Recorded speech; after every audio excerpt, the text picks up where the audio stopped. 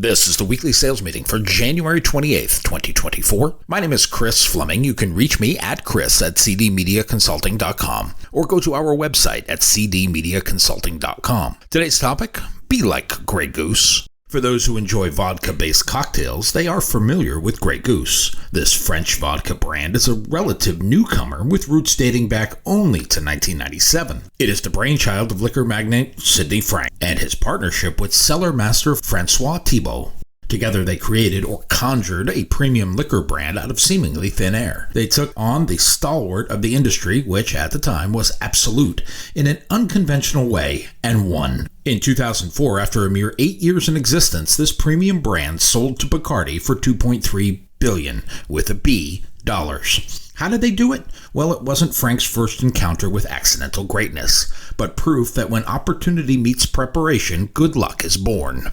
Sidney Frank was born in rural Connecticut in 1919. He was a poor farm boy with little to his name. Despite humble beginnings, he managed to find his way into Brown University, but had to drop out after 1 year as he could not afford the tuition. And what he learned in his brief encounter with the children of the rich and famous was this: it may not be about what you know, but who. He once said, if you meet any important people, keep in touch with them. He whimsically added, and marry a rich girl. It is easier to marry a million than to make a million. He did exactly that. He married Louise Rosenthal in 1945. Skippy, to her friends, was the daughter of the president of Schenley Distilleries. Schenley was one of the 4 big liquor distributors in the United States at the time. Marry rich, he said, and he did. He went to work at Schenley and began a rapid ascent up the corporate ladder as only the son-in-law of a man with the controlling interest can. Yet it wasn't all nepotism and roses. Sidney Frank had a penchant for product marketing and branding. He knew how to get a product to market and what it took to drive sales. After a falling out with the family and the death of his wife, Frank struck out on his own. He started his own liquor business in 1972. The Sidney Frank Import Company was born, but is far from an overnight success. It almost went belly up several times.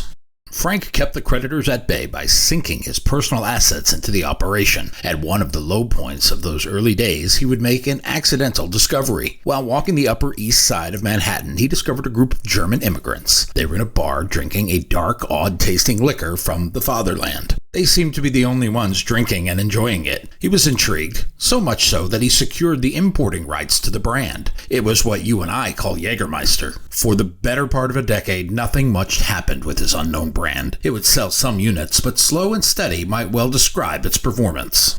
That all changed in 1985. That was the year students at the Louisiana State University unleashed their love for Jägermeister. The urban myth is the taste was so unique that it became a challenge to drink this stout liquor. It could easily have been a fad that passed in the night, but LSU students kept ordering. Baton Rouge was afloat with Jaeger. Frank saw what was happening and cranked up his marketing efforts. A newspaper story appeared in the Baton Rouge Advocate. It extolled the virtues of this new liquid Valium. Frank's marketing arm hired a bevy of attractive pitch women for the brand. They descended on Louisiana. The Jaegerettes, as they were dubbed, invaded New Orleans bars. They plastered copies of this grand press. And the stroke of genius was the marketing campaign featuring a man recoiling from downing a shot. Underneath the vision were the words, "So smooth. Never let the truth get in the way of a good story." Jägermeister became the symbol of the cool collegiate experience, and almost everyone at the party was downing their unfair share of this 70-proof liquor. No one in the liquor business could have predicted this meteoric rise of such an odd-tasting drink, but LSU students can take the credit or get the blame, whichever you prefer. The Jaeger shot was the pinnacle of debauchery for partygoers around the country. It continued to be a hot brand long after Frank had sold his interest in the German liquor. It proved that a good marketing plan and a stroke of good luck can make anything into an overnight success, even if it takes 10 years to get off the ground. Jägermeister proved the product didn't have to have mass appeal, but the aura of the product did. That brings us to Grey Goose. It was born in the summer of 1997. It was a collaboration between a master marketer and a master distiller. Francois Thibault was a French maître de chai. His expertise was in the world of cognac. That was the highest designation that could be bestowed. It was that of a cellar master. Their idea was to create a unique vodka brand. This is a tall order, as vodka by definition is not that distinctive. Thibault was French, and at the time, few vodka brands were of French origin. But this starts to craft the Grey Goose narrative. Due to the culinary prowess of French cuisine, it would provide the goose with the narrative backdrop of distinction. Their process would be different from the vodkas of Eastern Europe or Scandinavia. They would use French winter wheat as their base. They would use water from the natural springs of the region and filter it through limestone from the Champagne region. They distilled northeast of Paris and then shipped the distilled byproduct to the Cognac region for finishing. In packaging, Frank's team created a smoky glass bottle, and like Cognac, it was delivered in wooden crates to ooze distinction and a premium position.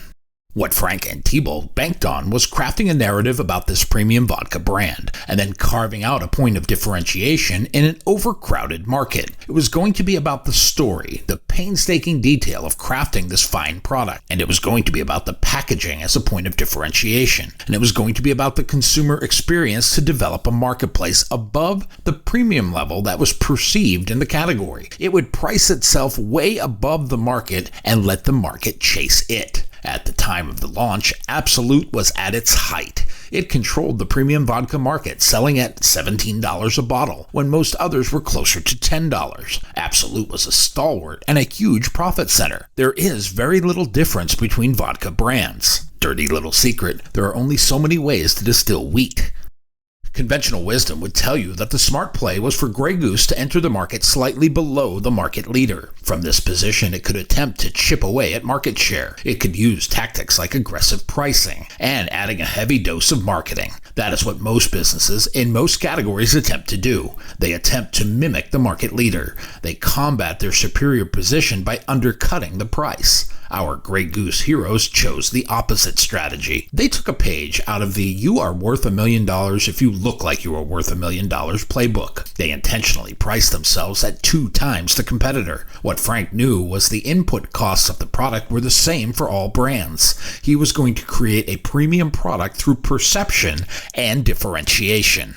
In the game of vodka poker, Frank looked at the hand Absolut was holding and said, "I have a position above yours and I'm going to prove it. I am not going to wallow in the mediocrity of the price wars, but instead create a category unto myself and thus dictate the terms of each transaction." By charging $30 a bottle with the same input costs, the difference was pure profit. Grey Goose created the aura of premium around its product. It let the marketplace want a seat at their table. They created a super premium category for distilled spirits that had not yet existed, all because they went against conventional wisdom.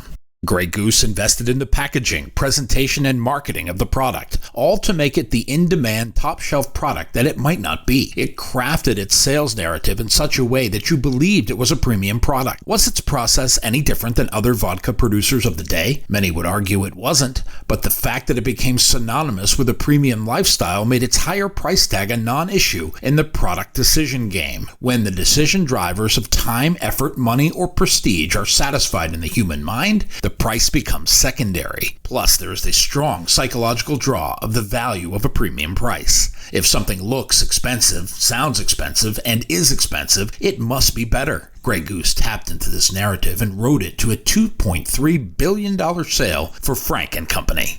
Why don't we do this? Instead of trying to be the same as everyone else and being sold as a commodity, why don't we create differentiation? Why don't we create premium offerings that are must-haves and can't live withouts? Why don't we compete in our space with what is unique about us and charge accordingly? Most try to play the commodity game. This is when the sale goes to the lowest bidder instead of the best product. We fail to differentiate ourselves and stand out in the field. We fail to craft a narrative that makes us a product of distinction. We look at the competitor, especially when it is the market leader, and competitively try to undercut them instead of out-delivering them. But we can fix this. It takes a change of heart and a change of mindset. It takes a switch from conservative thinking to thinking like a startup with nothing to lose.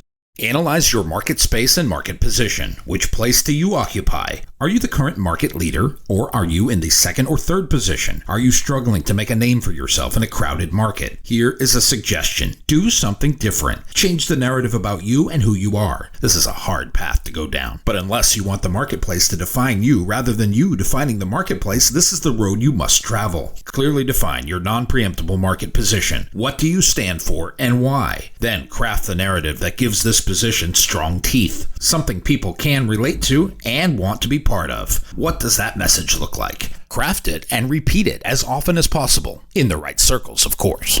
The psychological power of pricing plays a pivotal role in consumer behavior. Prices aren't only numeric figures. They evoke emotions. They drive product perceptions. They create and provide value judgments. Pricing influences how consumers look at any product. Price can define value without anyone ever consuming the product. It can define quality. It even shapes a product's identity. Premium pricing creates a perception of exclusivity and luxury. It attracts those seeking status. Discounts and sales often do the opposite. Moreover, pricing psychology involves anchoring. The initial price presented sets a reference point for consumers. The first price you see defines the value for your customers. Make sure it is your true identity. When pricing for your market, understand two things. One is the first price is what you will be judged by, always. And second, you can always come down from the first price, but you can never go up. The floor becomes the ceiling, never the other way around. Use this in your pricing strategy. Define the market before it defines you. Beware of dropping your price. You may never recover. Some broadcasters employed such tactics in the last few years. They may never recover as they don't know how to change the narrative about them. They lack the intestinal fortitude and the practiced conversation to raise the price. Understanding the nuances of business enough to shape consumer perceptions. Know what is unique about you and make that part of your narrative. Then charge accordingly. Take a page out of the Grey Goose playbook. Make your unique offering take a premium position on the marketing shelf.